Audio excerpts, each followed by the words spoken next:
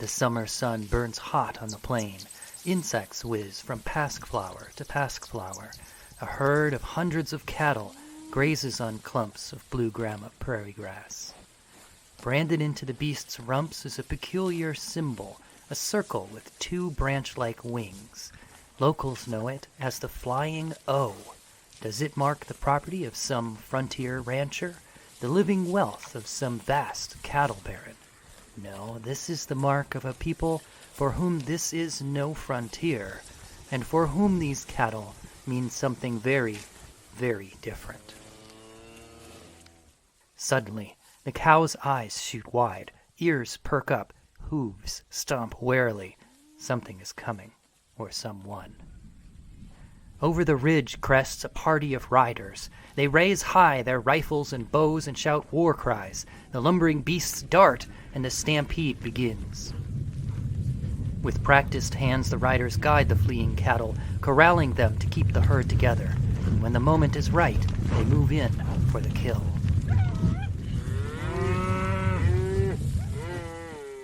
As the beasts go down, children watch with awe as men earn honor by deed. Men are men again. Meanwhile, women move in to skin the creatures. They harvest not only the meat, but also the hides essential to the craftsmanship that will bring them honor. Women are women again. But this is no callous slaughter. This is life-sustaining life. As the heartbeat of the beasts fade, another beats stronger. Generations can be heard in that life beat. This is a prayer and an answer to a prayer, for to these people, this is their last best hope to save a way of life. This is the cattle hunt of the Lakota.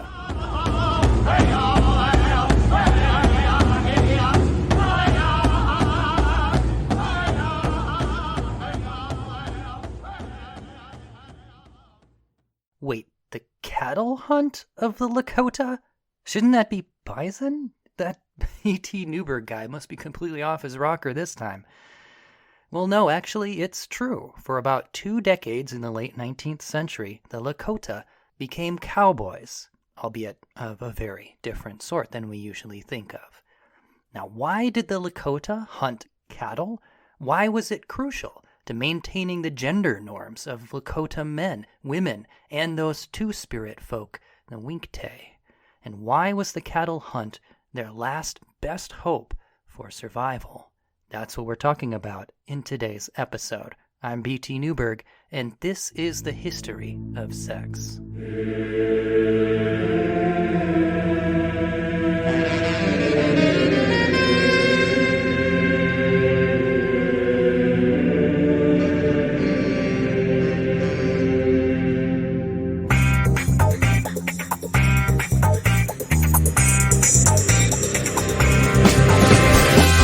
The History of Sex is sponsored by Dr. Gillian Kenny, historian of women, sex, and magic in medieval Europe.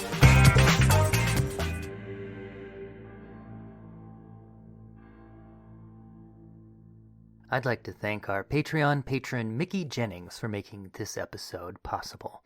I'd also like to thank Dr. Jeff Beans, Dr. Jon Cleland Host, and Neil McKay for help in the preparation of this series. Folks, I'm recording this show here at my home in Minnesota, and this is on the ancestral lands of the Anishinaabe, also called the Ojibwe, and the Oceti-Sakowin, better known to most people as the Sioux. And they are comprised of the Lakota, the Dakota, and the Nakota peoples.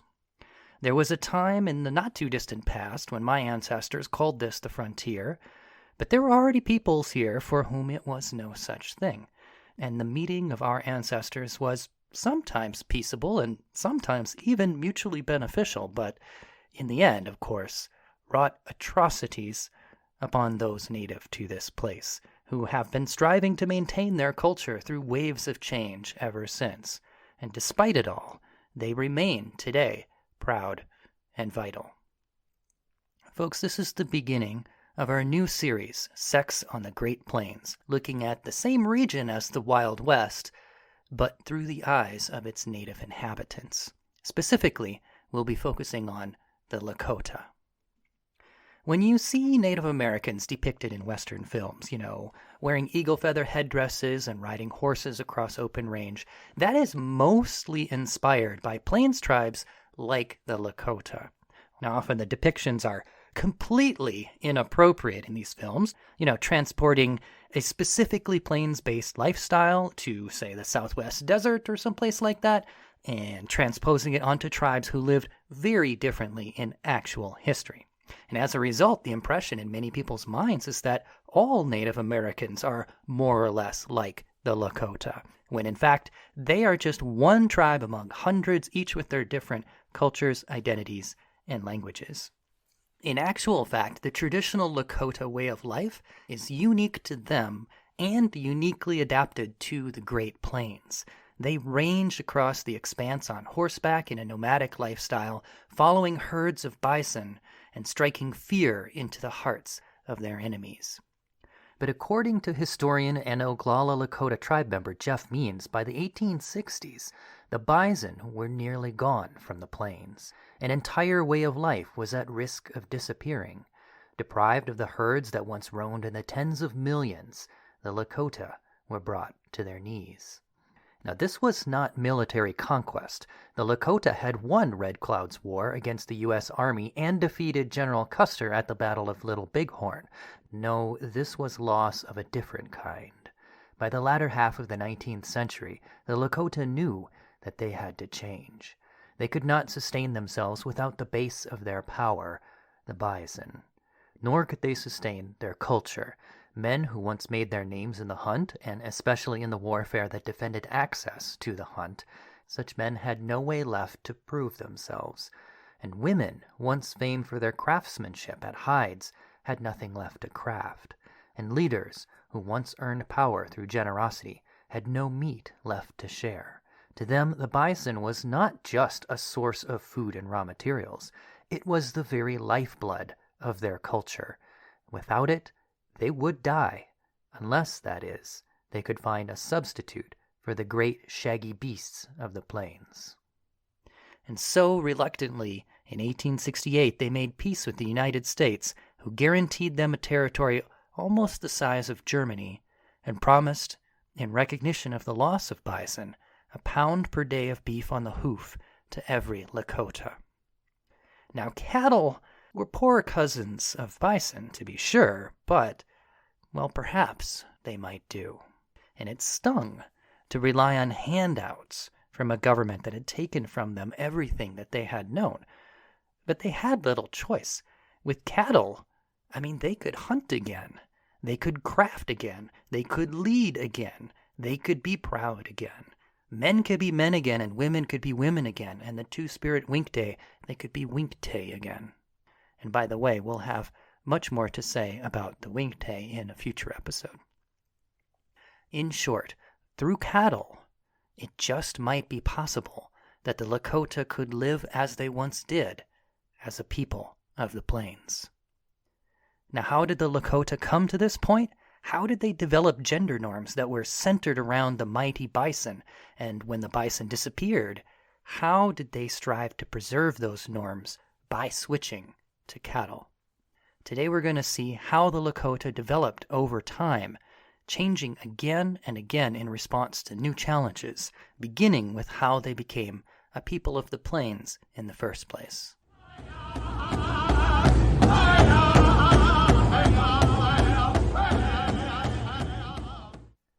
Lakota culture is uniquely adapted to the Great Plains, but it was not always so.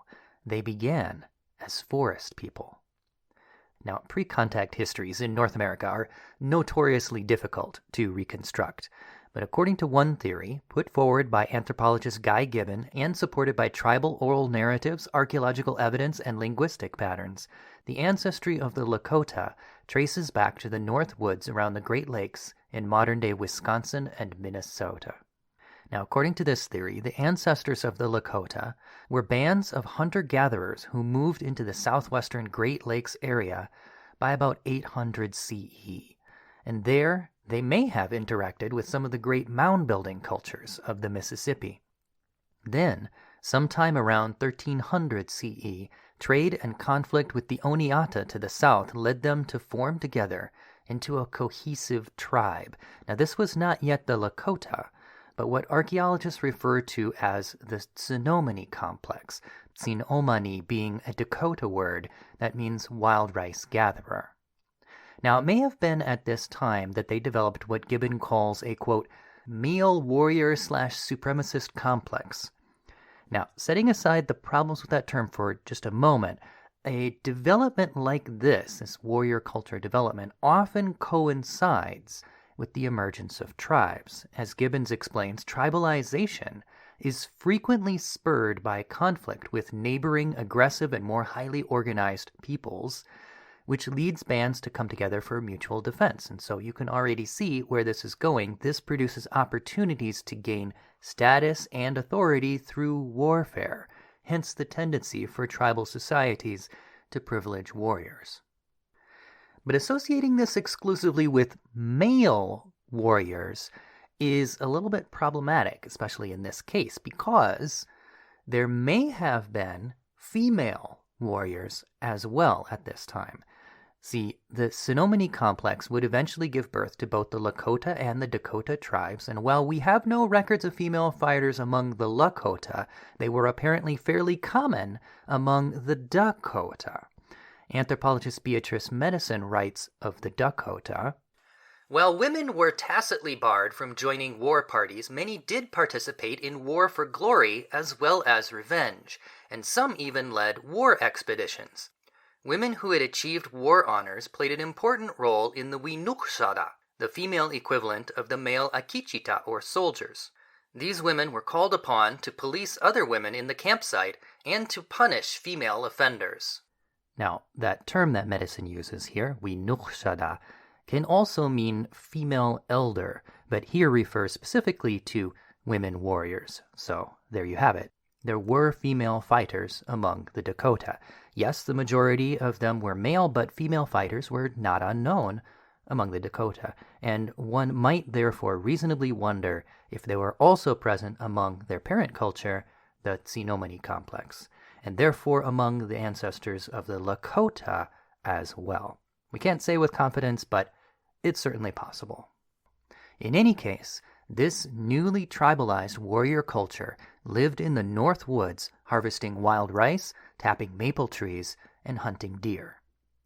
Now, what were their gender norms like at this time? Well, I tried to find out, but I was not able to turn up any studies specifically speculating on this. However, hunter-gatherer societies in general tend to divide tasks along gender lines, and the descendants of this early people, the Tsunami Complex, show such divisions very strongly. Both the Lakota and Dakota would come to allot hunting and fishing to men, and the processing of these animals to women.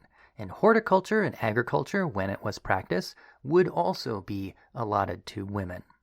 Now, whether these task allocations were already customary at the time of the Tsunami Complex is difficult to say, but it would be, again, a reasonable assumption. In any case, the Tsunami Complex persisted for several centuries in the North Woods. Now, the first non-indigenous record of this people comes from 1641, when a pair of French missionaries asked the Anishinaabe, or Ojibwe, about them.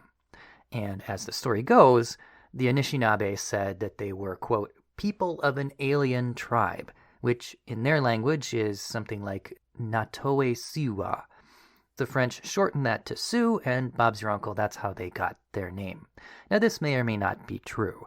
And in fact, today, some are trying to move away from that term, Sioux, because it's not their term for themselves. Also, there's another interpretation of the meaning, kind of like snakes in the grass. So, it's a little bit sketchy. Many people are still perfectly happy calling themselves Sioux today, but others, such as Dr. Jeff Means, have started moving away from it, preferring instead to be called the people of the Ocheti Shakowin, or Seven Council Fires. And so that's what we are going to call them from here on out in this series. So this people of the Seven Council Fires may have ventured into the prairie once or twice a year maybe to hunt bison, but they were not yet a people of Bison. They were not yet a people of the plains. But that was soon to change, and it changed for several reasons. First, Anishinaabe began to expand into their turf. Now, this was partly the initiative of these tribes themselves, but it was also partly the result of European colonization far to the east, over in New England, which pushed tribes westward, which in turn pushed their neighbors westward, and so you got this kind of domino effect until finally the Anishinaabe started pushing into the homeland of the Seven Council Fires. Second, an important influence came from the south as well. See, as Europeans began to explore up the Mississippi looking for furs, it created a profitable opportunity for local tribes in this area. And by the early 18th century, many of those tribes were competing with one another for a piece of this lucrative new trade with this alien people. And finally, a new technology became available: the horse. Now, horses are in fact native to North America, but they had gone extinct several thousand years before this. And so they were not available until reintroduced by Europeans. And then the capacity for mounted travel became available again. And this revolutionized life on the plains. Much as the horse enabled the Mongols to sweep across the steppes of Asia, in much the same way, it empowered the people of the Seven Council Fires to strike out across the Great Plains. And by 1700, they were mounting up and moving out. Over the next 100 years, they left behind the familiarity of their forest homeland and exploded westward. As they struck out in all directions, they developed distinct identities based on where they settled exactly and the new ways of life that they took up in those places. For example, some settled along the Mississippi and Minnesota rivers and got in on the fur trade, and these became the Dakota. Meanwhile, those that went northward into present-day northern North Dakota, Montana, Manitoba, Saskatchewan, and Alberta became the Yankton-Yanktonai Dakota, sometimes called the Nakota. And finally, a third group became nomads, riding far in search of game, pushing across the Red River into present-day North and South Dakota, Wyoming, and Montana, and these became the Lakota. Now, as their lifestyles changed, so too did their languages, diverging into dialects. All three of these names, Dakota, Nakota, and Lakota, these are all essentially actually the same word, but pronounced in three now divergent dialects, and they're all roughly translatable as the people or free people, something somewhere in that approximate meaning. So they all diverged. Now, I should note at this point that there are other ways that these people categorize their identities, exactly who is a subsection of who and what to call each group. And next month we will hear Jeff Means give a slightly different breakdown than this. So I want to acknowledge that there are other legitimate ways of presenting this. But for the sake of clarity, we just kind of have to pick one system and go with it. And so we will go with this tripartite division in this series of Dakota, Nakota, and Lakota. Each of those three settled in different areas, took up different lifestyles. And this is how the Lakota developed their own unique identity, by roving far out into the Great Plains, farther than their cousins, and adopting a nomadic horseback-based lifestyle, which was centered around bison. Now, what was that new culture like, and how did it affect their gender norms? We're going to find that out next.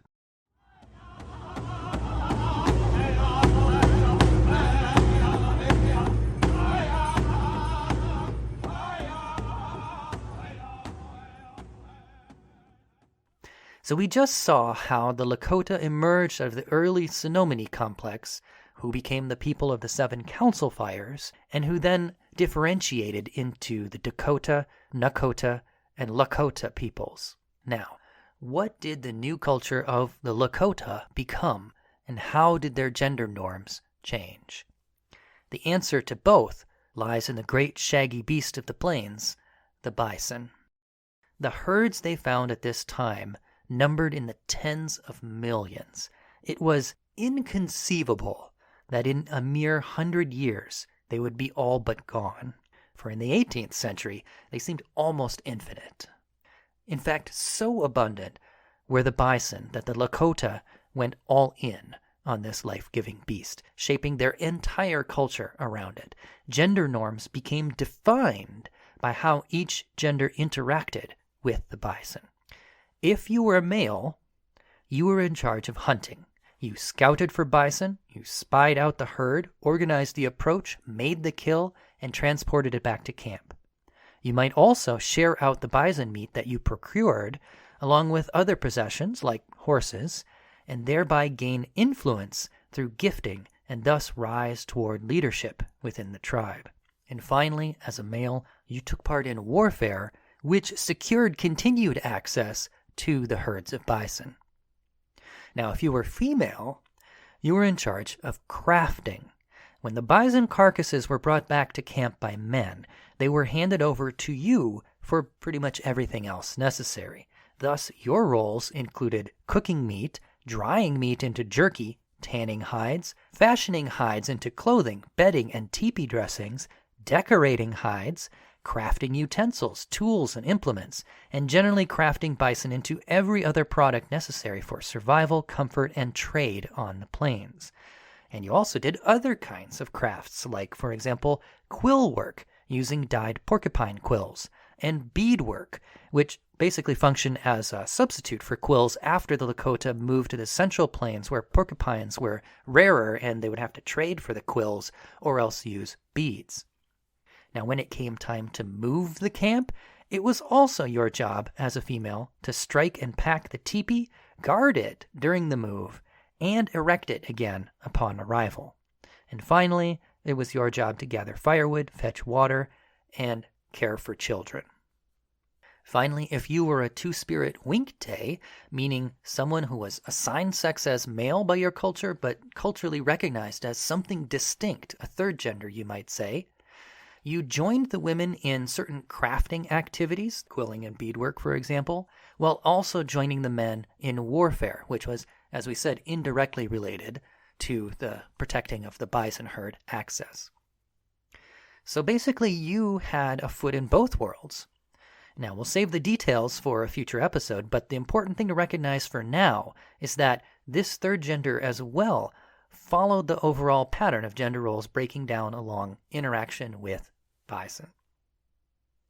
Now, all of these roles were really quite rigid, kind of especially rigid compared to neighboring tribes. And while, a certain level of rigidity, well, that's just expected in a society that's more collective than individualistic. It's not about what you feel or what you want as an individual. It's about the role that you fit into in your society. But even so, it seems that the Lakota kind of took it to extremes. If you were a man, you hunted. If you were a woman, you crafted. And that was the order of the day. With the exception of the winkte, there was really not a whole lot of middle ground there. So, for example, even though you had the winkte for those assigned sex as male, but who had a calling for something different, there was no analogous option for those assigned sex as female, but who were called to male roles. Those who expressed behaviors considered masculine might actually be chased out of camp, and also, as we heard earlier, women warriors were unheard of among the Lakota. And that latter part, the women warriors thing, that's actually particularly odd because female fighters were actually known among many of the neighboring plains tribes, like the Piegan, for example. And of course, they were fairly common among the Lakota's close cousins, the Dakota. And so it's not at all like the Lakota just, couldn't culturally conceive of women taking place in war. Rather, they made the collective choice to maintain gender norms that were particularly rigid in this respect. Now, why that rigidity was there, I will not speculate. However, I will say that all of this has to be taken very much in a broader context. So, here's what I mean by that. As strict as the Lakota gender norms were, if you look at it historically, they were actually less strict than Euro-American settler norms at this time. Settlers, if you think about it, Well, they had no culturally recognized options at all for anybody assigned to one sex but called to another, and nor did they have any culturally recognized way for women to go to war. It happened in both cases, but it was not at all something that the culture recognized or had any established way to deal with or to think about. The Lakota had some of that, so in that respect, they were less rigid than settlers were at this time, but they were apparently more rigid than many of their neighboring Plains tribes. So that's what I mean by you got to keep this in context. Similarly, Lakota women may have been slightly more politically empowered than their settler counterparts at this time. See, well, Lakota leadership did indisputably concentrate in male hands. This was a patriarchal culture. Despite that, women were perhaps closer to the decision-making and may have had more leverage than white women at the time. And this was due to norms that stemmed, again, from a lifestyle that was based on bison. Here's how this breaks down. Okay, so to follow the herds, you got to imagine the herds of animals don't follow committee decisions, right? You have to be quite flexible as a people to follow herds like this. So the Lakota needed to spread out, and they needed to be maneuverable and move with maximum flexibility. And thus, they developed a decentralized system of governance based on extended family units called tioshpaye. And these camps of kin were more or less autonomous units. They maintained ties with one another through marriage, and they came together for tribal gatherings, but otherwise operated pretty much independently. And this meant that power was much closer to the average person, including the average woman. And although women were barred from becoming chiefs of the tioshpaye, women were nevertheless respected in council, and they usually found ways to make their opinions known. Compare this to white women at the time. I mean, the suffrage movement was basically a glimmer in white women's eyes still at this point. We're talking about the 18th century here. It was soon to come, but comparatively, the points kind of go to the Lakota. Now, in addition, they had considerable leverage over the men in their lives. First, as the exclusive producers of the craft products that brought wealth through trade and influence through gifting, Lakota women had, what you might call labor power. They could make some demands because they could hold out. Second, divorce was relatively easy within Lakota society, so she could leave a husband if she was unsatisfied with his decisions.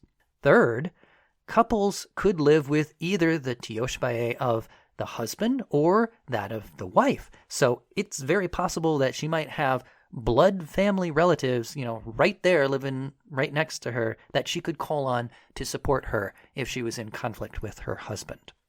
Finally, in cases of polygamous marriages with multiple wives, which did sometimes happen among the Lakota, the wives were usually sisters or cousins of each other. This was called sororal polygamy.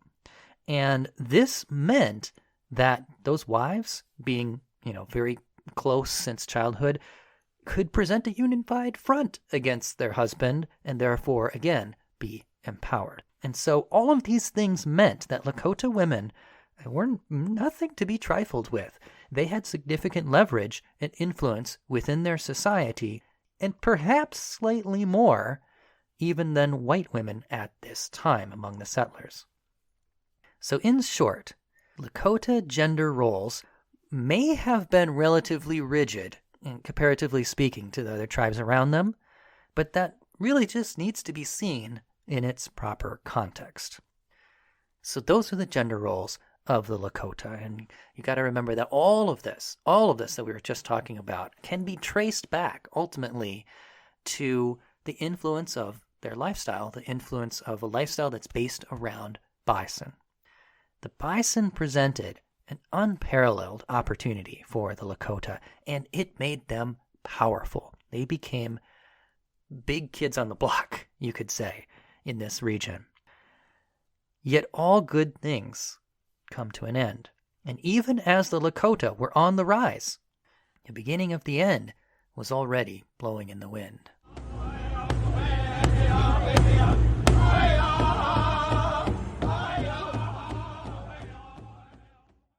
See, along with the pale-skinned aliens from the far shores had come a different kind of invader. And it started with fever, then headache and fatigue and severe back pain. And then came the spots, first on the face and the hands, and then all over the body. They called it the rotting face sickness. Settlers called it smallpox.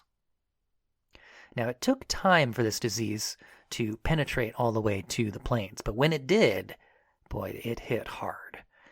From 1775 to 1782, the North American smallpox epidemic decimated Plains Indian tribes and continued to do so year after year after year for the rest of the century. And the typical tribe lost somewhere between 25 and 50% of their population on average. Now, it's hard to conceptualize just how bad that is. So for comparison, well, we all know how disruptive COVID-19 has been to our society, right? But the numbers on that, well, that has only killed about 0.3% of the U.S. population, or 0.07% of the global population overall. So put that in perspective. Now imagine losing 25 to 50%. I mean, this was apocalyptic. And some tribes had it worse than others. I mean, the river tribes like the Mandan, the Hidatsa, and the Arikara, for example, clustered together as they were in populous villages, along the riverside. You can imagine how that would be a problem if you have a disease. Well, they were almost entirely wiped out by this epidemic. And some estimates put their losses as high as 90%. I mean, they were all but annihilated by this. So you have to imagine the kind of world that the Lakota are living in now. You got to imagine what this looks like to ride into these places that have been hit hard by this, right? I mean, a vast grassland full of villages, but when you ride into them, all the homes are empty. Where there used to be people, now there's nothing but the wind. I mean, it's almost like something out of a Mad Max movie. But in this post-apocalyptic wasteland, some tribes did suffer less than others, and among these were the Lakota. See, their newly nomadic lifestyle, being spread out and separated into their tioshbaye, with relatively little contact between groups, it kind of insulated them from infection. I mean, it's kind of like social distancing times 100. You can imagine how that would help.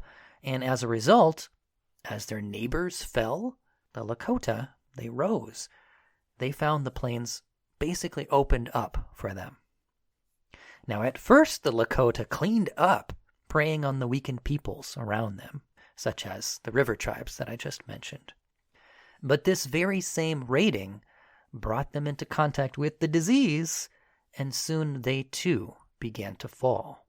Now, the tragedy of this is recorded in Lakota winter counts. These are pictographic calendars that are painted on bison hides, and each year is symbolized by a picture showing whatever was the most significant event. These were like mnemonic tools for storytellers within the tribe. They would each have their own winter count hide, and we have many of these preserved, so we can see what at least these individuals were thinking about the times that they lived through. And many of them symbolize year after year with designs that represented smallpox. One, for example, I heard was a spiral symbol that represents pain was often used to symbolize this. Of course, it depended on the individual. So, I mean, this clearly impacted the Lakota in a big way. And while the Lakota losses may have been on the low end, relatively speaking, perhaps around that 25%, we don't have good numbers, but, that would be the low end of the typical estimates on average. If we recall that COVID-19 has only taken a mere fraction of a percentage, not even 1%, and yet it's wreaked havoc on our society to the extent that we that we all know that it has. Now imagine even just 25%, how absolutely catastrophic that would be. Hopefully that gives it some kind of reference point for everybody listening here. And to put that further into perspective, Part of the raiding of the weakened peoples, especially in the later years, included carrying off women and children. Why? Because they would be incorporated into the tribe to replenish their numbers. That's how desperate they had become. So now you have to imagine, in addition to just having to live in this kind of Mad Maxy kind of reality, now you have to imagine that you've got a tribe. This is a people whose view of gender is now kind of skewed by how this has affected them. So increased emphasis on raiding, male warfare, for one thing. And for another thing, influx of women from foreign peoples. You can only imagine how that must have affected things. I don't have any specific recorded evidence that I can quote to you, but you can just imagine how that must have affected their culture. And this kept happening all throughout the 18th century, and then it kept happening into the 19th. It struck again in a very big way in 1837 with the 1837 Great Plains epidemic, when an outbreak on an unquarantined steamboat infected local native populations, and that again was a major tragedy. But the Lakota fared, again, less poorly than their neighbors, and this time they were aided by inoculation. Inoculation like vaccines. See, vaccines are actually a fairly old technology, and a vaccine for smallpox had been developed in 1796 already. And the United States government was, believe it or not, actually motivated to inoculate native peoples, and not just out of charity, but out of the very practical decision to prevent spread to settler populations. Now, mind you, that is not to say that the stories of giving smallpox-infested blankets to local tribes in order to undermine them is not also true. That may also very well have happened, as historian Anne F. Romanowski contends. However, the official policy of the United States was that the risk of spread to whites was just too great, and so the vaccination of tribes should be encouraged. That was the policy, regardless of what other things may have happened. Now, in this case, the local U.S. official only had enough vaccines for one tribe. Didn't have enough to go around. Only had enough for one tribe, and so they gave it to who? The regional power who could keep the other tribes in line, the Lakota. And this garnered the Lakota even more power at the expense of their neighbors. So in some ways, you could say, and as bad as it was, they had some silver linings, and they were very much on the rise. However, at the same time, they were facing down existential threats. As if the smallpox invasion were not enough, they were also watching quite warily the encroachment of the United States. See, the Lakota and the U.S. represented two expanding powers in the region, two empires, you could say. And it was all but inevitable that they would eventually come into conflict. And although they had fought together in the Arikara War of 1823, they were uneasy allies, and relations with the U.S. would soon strain to the breaking point. See, the Lakota witnessed their cousins, the Dakota, starved and humiliated by settlers. The U.S. wanted them to take up agriculture, but as we've heard, among the people of the Seven Council Fires, both the Lakota and the Dakota were people of the Seven Council Fires, among these people, farming was considered women's work. And so that was a hard sell.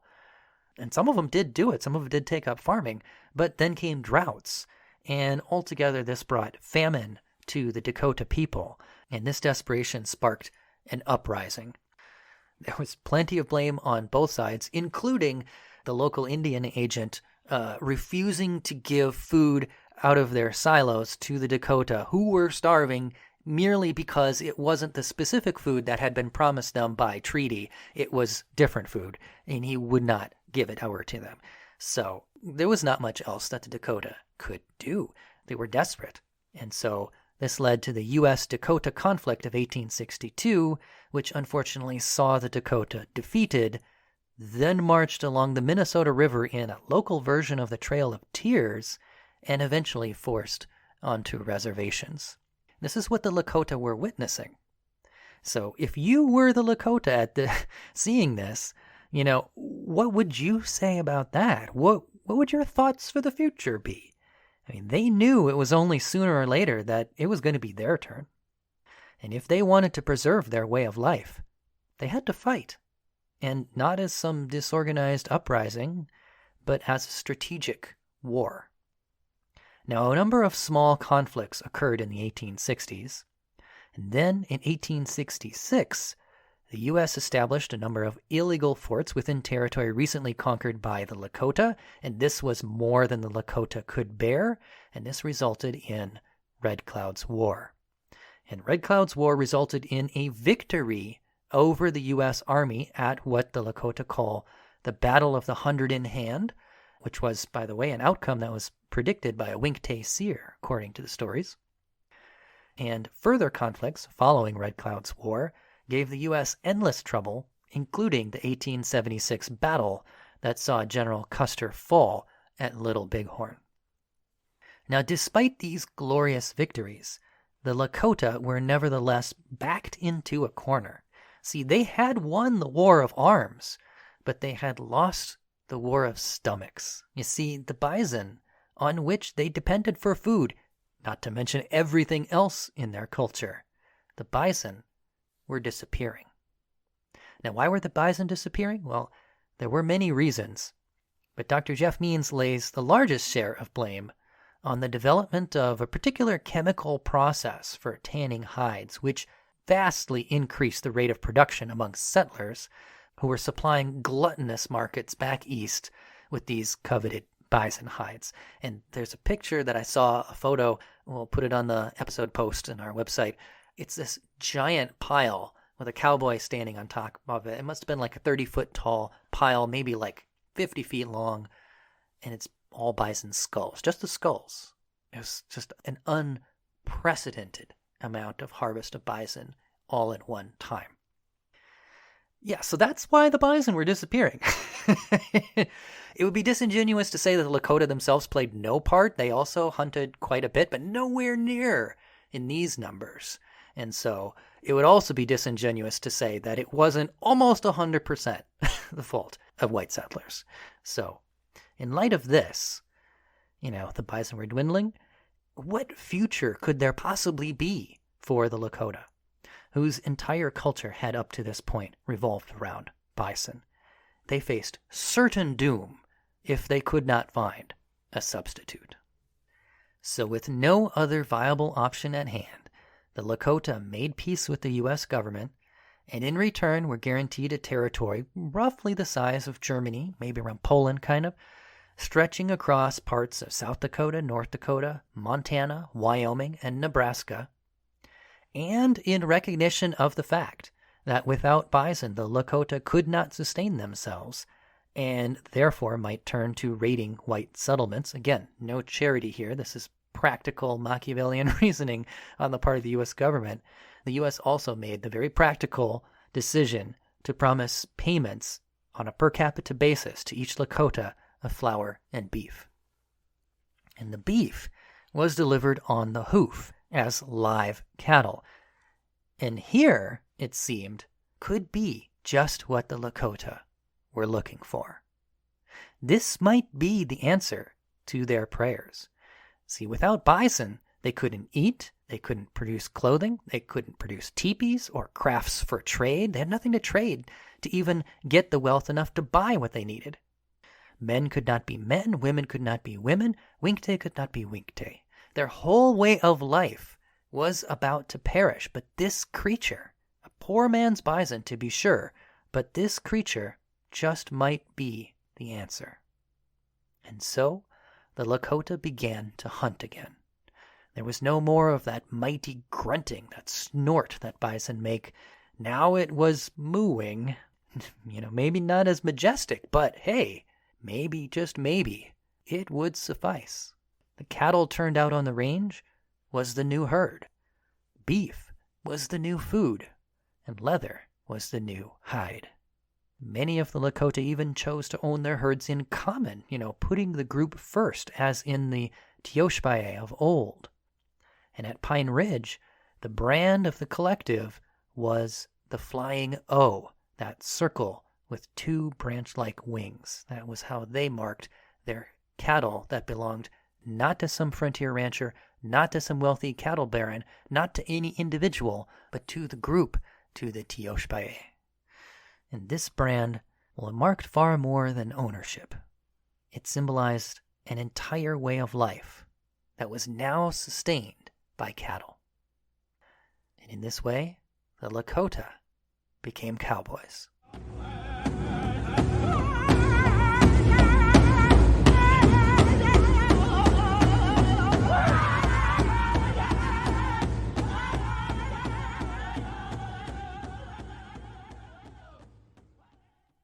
Well, that's all I've got for you today, folks. I hope you learned something. I certainly did.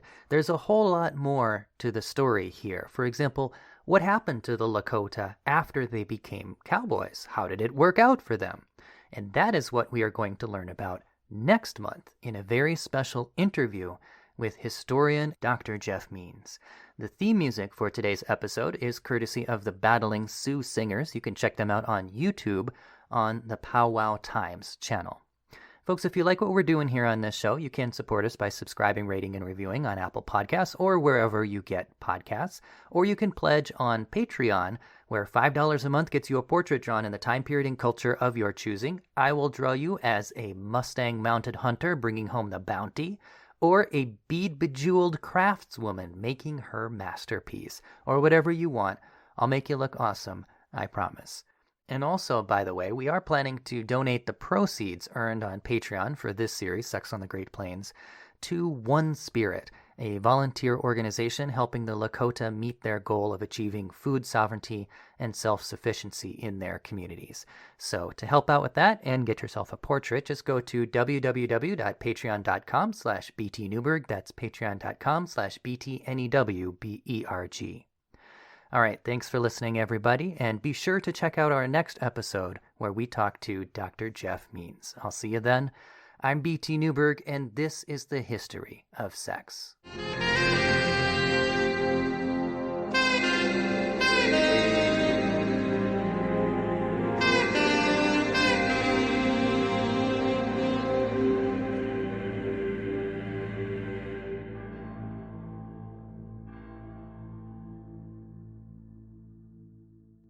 Podcast theme music mixed from tracks by Kevin MacLeod. For additional credits, references, photos, and more, see our website at www.historyofsexpod.com.